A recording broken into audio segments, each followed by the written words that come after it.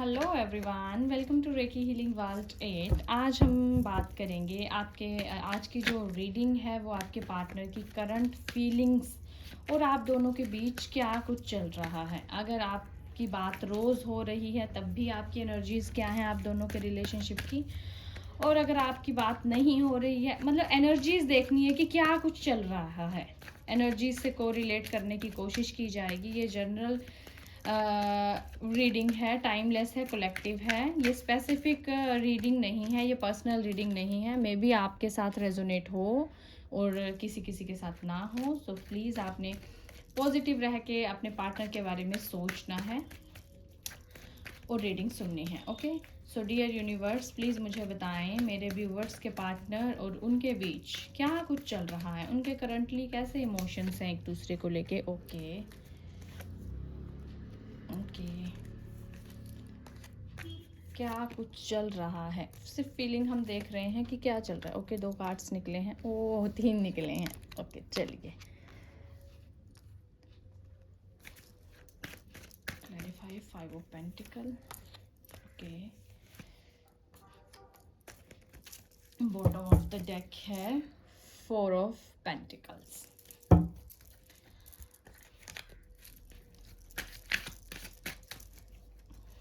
तीन card love reading के हैं, मतलब लव ओरेकल से देखेंगे।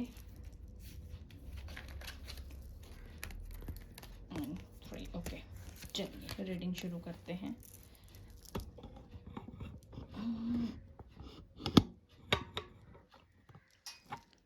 एक मिनट। ओके हो गया सेट। चलिए तो रीडिंग स्टार्ट करते हैं, शुरू करते हैं। तो देखिए, जो सबसे पहला जो कार्ड निकला है, आपकी एनर्जीज़, आप दोनों की एक दूसरे के लिए एनर्जीज़, आप दोनों का एक दूसरे के लिए प्यार कि किस तरीके की एनर्जीज़ हैं।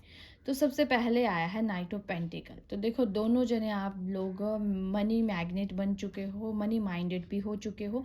किसी किसी के लिए ये भी हो सकता है कि आपके पार्टनर कहीं दूर शिफ्ट हो गए हैं और वो अपने फ्रेंड्स के साथ पार्टी कर रहे हैं, एंजॉय कर रहे हैं, या उन्होंने आपको मिलने का बोला था कि हम मिलेंगे, लेकिन वो अब तक आपसे मिलने जो हैं वो नहीं आए हैं।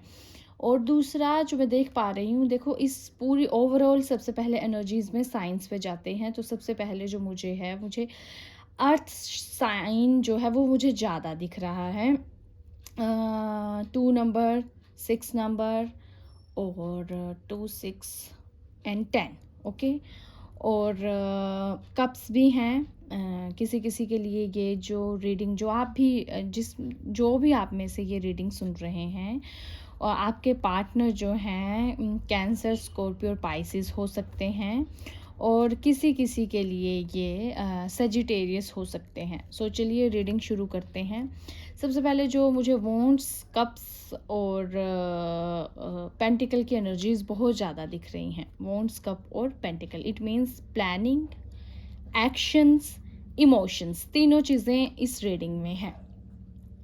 तो जो सबसे पहले रीडिंग का जो देखिए, हमने दो चीज़ें देख ली हैं, king of pentacle and 3 of cups. It means celebration का टाइम है, कुछ सेलिब्रेट कर रहे हैं। किसी किसी के लिए मैरिज मैनिफेस्टेशन है, या आप बहुत टाइम से मैनिफेस्ट कर रहे हो। सो वो मैनिफेस्टेशंस जो हैं वो काम कर रही हैं, और 100% आपके लिए चीज़ें उस तरीके से वर्कआउट होना शुरू हो गई हैं। और दूसरा, मुझे ऐसे लग रहा है आप में से किसी ने एक दूसरे को चीट किया है किसी थर्ड पार्टी सिचुएशन के लिए, और वो थर्ड पार्टी सिचुएशन बिल्कुल मेल और फीमेल एनर्जी दिख रही है, या किसी की लाइफ में लड़की आ गई थी या किसी की लाइफ में लड़का आ गया था।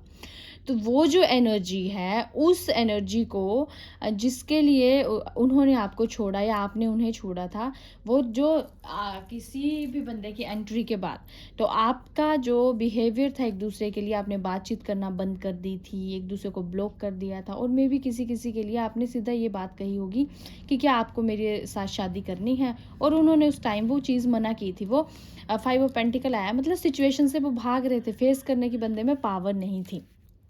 लेकिन जैसे ही आपने क्विट किया कि चीज़ें वर्किंग आउट नहीं हो रही हैं, तो आपको वो कुछ अच्छा बेटर ऑप्शन मिल गया जिसने आपको सीधा मैरिज के लिए कहा हो, लेकिन वो झूठ था जिसने मैरिज के लिए आपको कहा, बात स्टार्ट करी। किसी के साथ आप ना, मुझे ऐसे भी लग रहा है बहुत सारे लोगों के लिए कि काम का बर्डन इतना है, फैमिली का प्रेशर इतना है, जिस वजह से जो है आप दोनों एक दूसरे को टाइम नहीं दे पा रहे हो।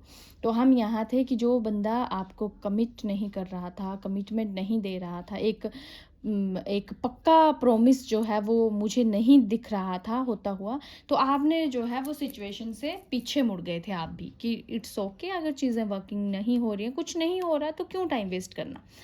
और मुझे ये भी दिख रहा है कि किसी ने आपकी काउंसलिंग की थी कि इसको बोलो कि मेरे साथ शादी कराए, तो उस बंदे ने शादी के लिए सख्त मना कर दिया था कि I am not ready that time, कि मैं इस टाइम जो हूँ मैं रेडी नहीं हूँ। इस तरीके की जो है मुझे एनर्जीज़ दिख रही हैं। दूसरा, जैसे उन्होंने मना किया, आपने सेल्फ रिस्पेक्ट पे बात ले ली थी और आपने भी उन्हें ब्लॉक कर दिया, खरी खोटी सुनाई और उसके बाद आप मूव ऑन हो गए।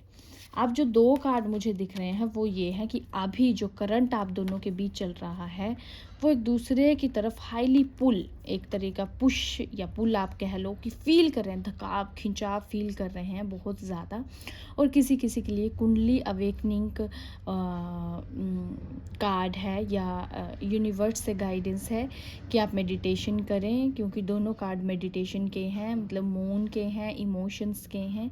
और उसके बाद आपको मुझे 100% विक्ट्री आती हुई दिख रही है। किसी किसी के लिए पुराना प्यार है या आपके बिल्कुल पड़ोस में वो रहते थे, लेकिन अब कहीं शिफ्ट हो गए हैं जिससे आपका डिस्टेंस हो गया। किसी किसी के लिए डिस्टेंस लव भी हो सकता है, जिसमें टाइम का इशू मुझे दिख रहा है। मे बी टाइम के, थोड़ा टाइम की वजह से टाइम इश्यूज़ भी आ रहे हैं कि आप दोनों एक दूसरे को टाइम नहीं दे पा रहे हो। एक दूसरे के साथ जो है आप जो बात कर रहे हो वो बस बिज़नेस वाली या काम वाली बात हो रही है, प्यार वाली कोई बात नहीं हो रही है। और आपको जो है वो, आप ये चाहते हो कि आप पे ध्यान दिया जाए, आपको आपको जो है हर तरीके की बात बताई जाए जो भी उनके डेली रूटीन में चल रहा है, लेकिन वो अभी आपके साथ ऐसा कुछ मुझे करते हुए नहीं दिख रहे हैं, क्योंकि वो जो है कहीं नई जगह एडजस्ट हुए हैं, किसी नए काम में वो शिफ्ट हुए हैं। मे बी उनकी जॉब है तो जॉब नाइट ड्यूटी लग गई है या शिफ्ट हो गया। टाइम का मुझे ना थोड़ा ऐसे लग रहा है जैसे टाइम चेंज हो गया है। दूसरा जो मैं देख पा रही हूँ कि वो जो है वो बंदा काफ़ी मैच्योर हो गया है, क्योंकि उस बंदे को या बंदी को चीटिंग मिली है, और चीटिंग, उनके साथ चीटिंग होने के बाद वो काफ़ी समझदार हो गए हैं और आपकी तरफ जो है वो एक प्रैक्टिकल तरीके से मुझे आते हुए दिख रहे हैं कि भाई जो भी है पुराना ही सबसे अच्छा था, बेवजह नए चक्कर में फंस गए। और एक बार और क्लियर कीजिए यूनिवर्स की मेरे व्यूवर्स और उनके पार्टनर के बीच क्या चल रहा है, कैसी एनर्जीज है और क्या है। देखिए इमोशंस आ गए, बात का डिस्कशन आ गया, क्या प्यार जैसा कुछ होने वाला है आगे इनके बीच में। 9 of wands, knight of swords, no अभी मुझे प्यार जैसा कुछ भी नहीं लग रहा है। अभी तो एफर्ट्स किए जा रहे हैं और थक चुके हैं। देखिए काम, वर्क का मुझे ज़्यादा ओवरलोड दिख रहा है, जिसमें इमोशंस ज़्यादा ना रह के और बस वो इतनी मेहनत करना चाहते हैं। देखिए कार्ड जो निकले हैं वो इतनी मेहनत करना चाहते हैं, इतने एफर्ट्स वो डाल भी रहे हैं, वो लगातार एफर्ट्स कर रहे हैं। तो इन एफर्ट्स के बाद, कड़ी मेहनत करने के बाद फिर वो आराम से रेस्ट करेंगे और आपको कप ऑफर करेंगे, आपको इमोशंस भरा कप, अपने इमोशंस, अपनी बात, अपनी दिल की बात वो आपके आगे रखेंगे कि yes now I am capable and I am well settled and this is the right time to connect with you. तो इस तरीके की मुझे एनर्जीज़ दिख रही हैं। लेकिन जो मुझे ओवरऑल एनर्जीज़ दिख रही हैं, उन्होंने शायद किसी से उनको ये भी इन्फॉर्मेशन मिली है कि आपने उन्हें चीट किया है, या उन्होंने ऐसा कुछ देखा है। मे बी आप गाड़ी में किसी फ्रेंड के साथ चले गए हो, या कुछ भी ऐसा हो सकता है जो मुझे देखो यूनिवर्स से और मतलब रीडिंग से जो मुझे लग रहा है कि मिसअंडरस्टैंडिंग है। तो इस मिसअंडरस्टैंडिंग को आपको दूर करना पड़ेगा। एक दूसरे के साथ बैठ कर के कनेक्ट हो कर के बात करो और फिर जो है सॉल्यूशन पे आओ।